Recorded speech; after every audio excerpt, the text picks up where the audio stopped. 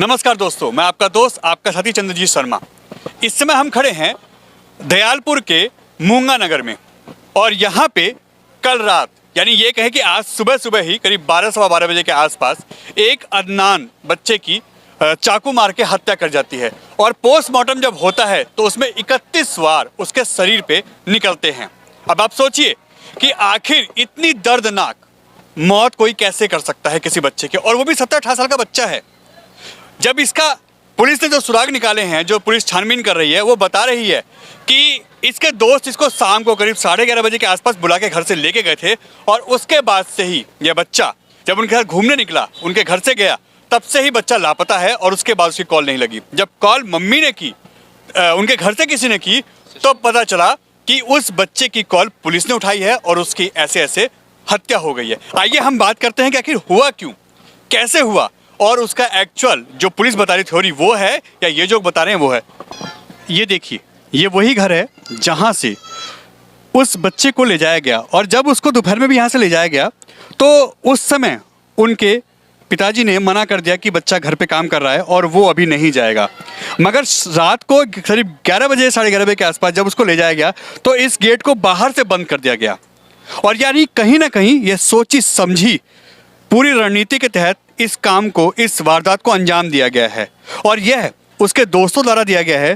तो आप सोचिए कि ऐसे लोगों का क्या होना चाहिए। क्या उनको सख्त से सख्त उनके खिलाफ कार्रवाई नहीं होनी चाहिए?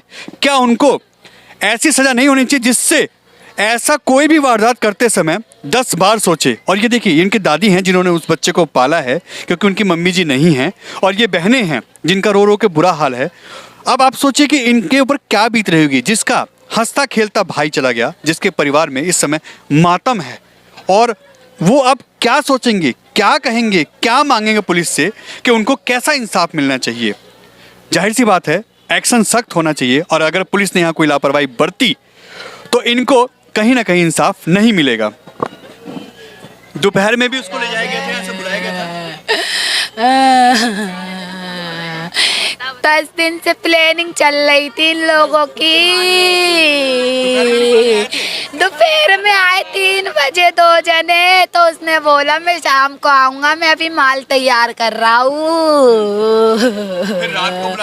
फिर रात को 11:30 बजे आया था नस बुलाने, उसे नुक्कड़ पे बुला के ले गया उसे वहाँ से बुला के ले गया 12 नंबर गली की तरफ ले गया और पुलिया के ऊपर खड़ा हो गया एक लड़का। 3 कार के पीछे तो पक गए, ऊपर वाले ने इशारा करा, अदनान आगे, वो पीछे से आके हमला कर दिया उस पर। मुझे मेरा भाई चाहिए। मैंने फोन किया था तो उसके दोस्त फोन काट रहे थे, उठा ही नहीं रहे थे। जब मैंने लास्ट कॉल करी तब पुलिस ने उठाया तो बोला तुम्हारे भाई को मार दिया, यहाँ पे भाई पड़ा है तुम्हारा। मेरा भाई चला गया ऐसी मुझे छोड़कर। मम्मी भी नहीं है, मम्मी भी ना है, बाप बेकार है, घुट घुट झुका के चले। अल्लाह दादा ने पाले। ऐसा क्या है उसके खिलाफ कैसे एक्शन चाहते हैं आप लोग? क्या सजा मिलनी चाहिए? फांसी होना चाहिए, कोई ना करेगा, कोई ना मारेगा किसी को, फांसी होना चाहिए। हमें कुछ ना चाहिए, हम अपने गरीब भाई में मस्त है। अल्लाह जानने वाले थे वो उसके? हाँ जान, भैया बताएगा। सादाब कहाँ है भैया, बुला के ला दे। अल्लाह मेरे, अल्लाह सबसे पूछते हैं कि क्या सजा होनी चाहिए? फांसी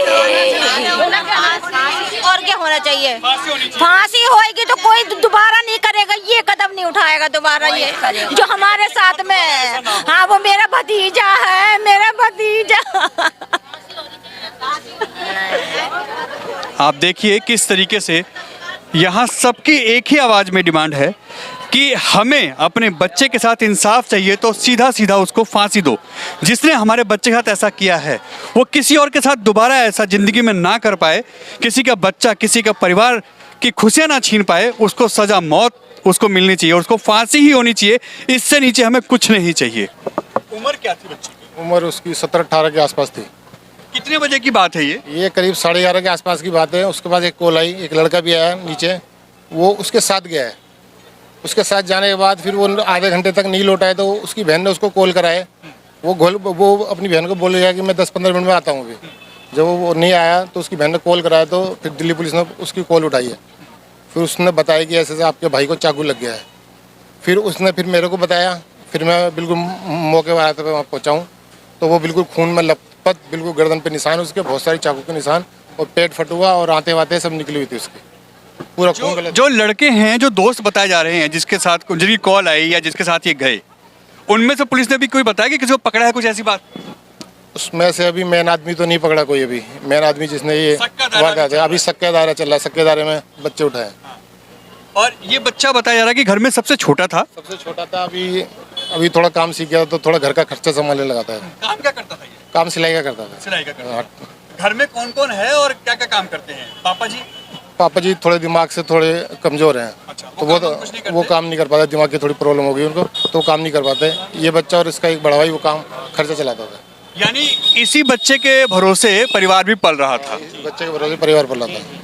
अब पुलिस ने ऐसे बताया कि कुछ लोगों से अभी करीब हफ्ता 10 दिन पहले या महीने भर पहले कोई कहा सुनी वाली बात भी आ रही थी। उसके बारे में बताता हूँ। छोटी मोटी बात होगी, इनमें आपस में झगड़ा हो गया, तो उन्होंने आपस में दोस्तों ने कंप्रोमाइज़ करा दिया इनका।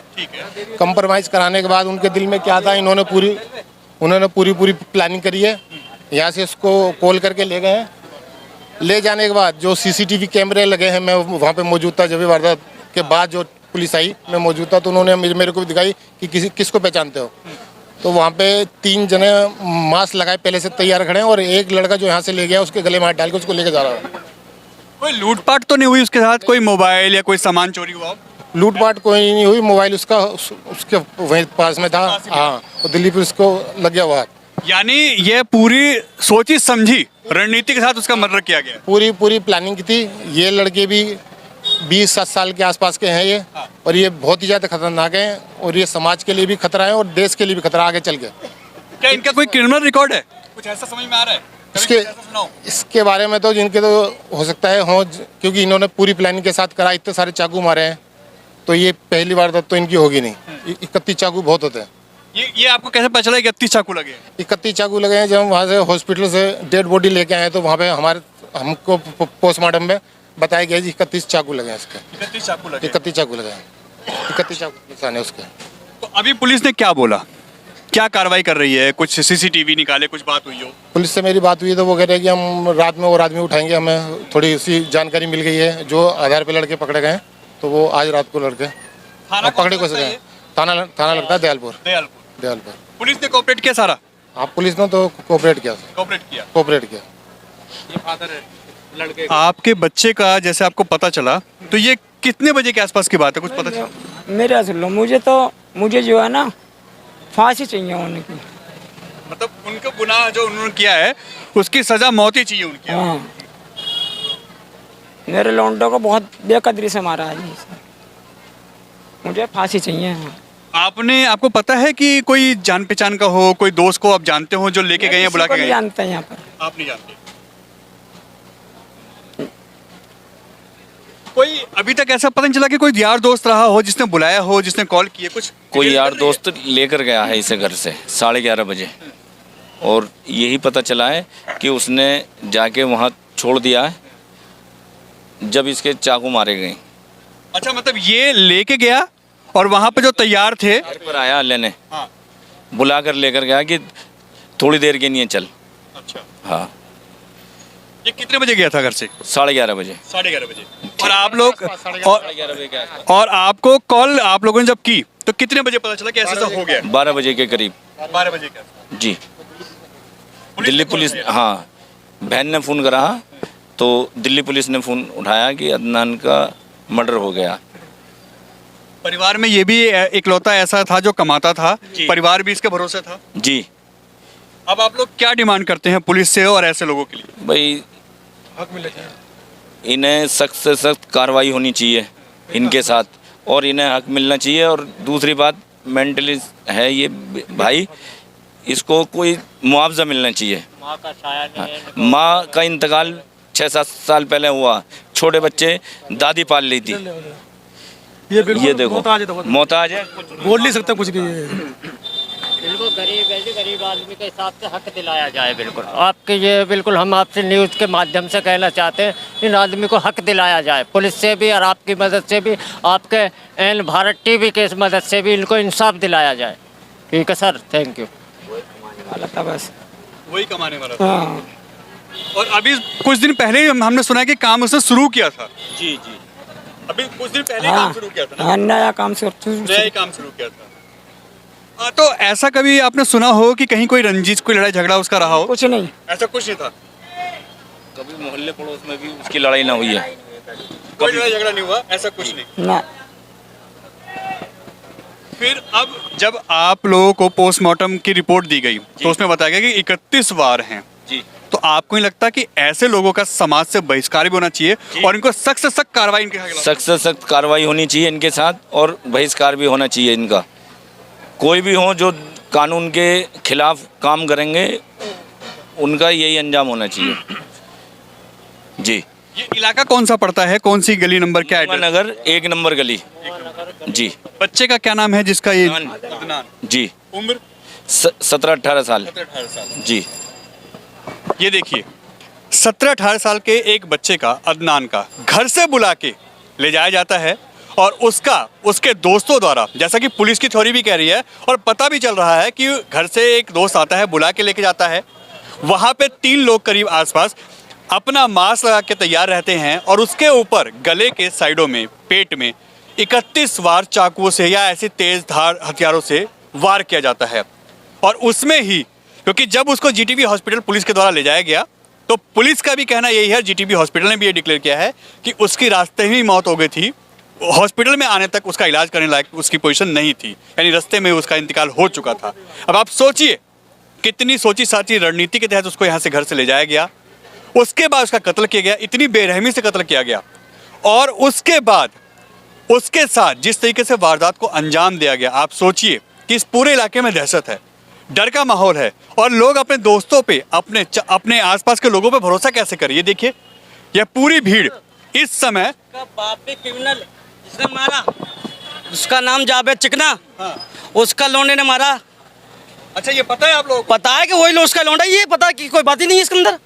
उसका नाम? हाँ, उसके हाथ में चक्कू लगा, वो गया जीटीबी में इलाज कराने, जिसके एमएनसी बोलते क्या बोलते हैं, उसका कराने भाग गया वहाँ से। वो उनने अपना एड्रेस लिखवाया कदमपुरी का, फौरन भाग गया। वो पुलिस ने पकड़ लिया था उसको, जिसे कहते हैं भाई तेरे कैसे लगी चोट, कैसे लगी, चलते हमें सिखाते हैं, इस तो सुनने भाग गया वो। अच्छा, ये हुआ। अब हम चाहते हैं, ये बेचारा बड़े गरीब आदमी है, इनके सरकार से कुछ हेल्प मिले और उन कुत्तों को सजा से सजा मिले, खतरनाक से। कोई मामूली बात हो गई, बच्चों चाकू मारना किसी के? बेरहमी से ये कत्ल करेगा, फांसी होनी चाहिए। फांसी होनी चाहिए जी, फांसी कोई भी हो जी। कोई भी हो। ये क्राइम तो फांसी होनी चाहिए, मौत की सजा मौत ही होनी चाहिए। जी। आज जिस तरीके से ये माहौल इस समय यहाँ का बना हुआ है, डर लगता है बच्चों को बाहर भेजते वक्त? कोई बच्चा रात में बाहर नहीं जाता, अपने घर में ही रहता है, और बुला बुला के और मारा जाता है उसे। तो कहाँ तक आदमी सहन करे? बहुत ज़्यादा गैंग, बहुत खतरनाक गैंग है, समझ गए? बहुत खतरनाक है। कल को दूसरे के साथ भी वारदात करेंगे ये जरा से, और तुम अपना अलहदा बैठे हो और बच्चों से काम करा रहे हो। तो मैं यही कहना चाहता हूँ कि किसी के साथ भी अन्याय ना हो आगे के लिए, इनको हकीकत में फांसी दी जाए। देखिए, जैसे सभी कह रहे हैं और हम भी कहते हैं कि जो ऐसा क्राइम करता है, जो एक परिवार का आसरा, एक परिवार का सपोर्ट, एक कमाने वाले बच्चे का जो इस तरीके से कत्ल करता है, उनका आसरा छीन लेता है, ऐसों के खिलाफ सख्त से सख्त कार्रवाई करे। और अगर पुलिस इसमें कोई भी कोताही बरतती है, कहीं भी किसी प्रेशर या किसी दबाव में आती है, तो जाहिर सी बात है ऐसे लोगों के साथ कोई इंसाफ नहीं है। और अगर इनके साथ इंसाफ नहीं है तो इस पूरे एरिया के लोगों के अंदर दहशत रहेगी, डर रहेगा, और जो यहाँ आसपास रहते हैं उनके बच्चे सेफ महसूस नहीं करेंगे। कोई कभी भी आके किसी को बुला के किसी घर से निकाल के कत्ल कर देगा, मार देगा, और यह लोगों को इंसाफ मांगने के लिए दर दर ठोकरें खानी पड़ेंगी और इनको इंसाफ नहीं मिले। दयालपुर, दिल्ली।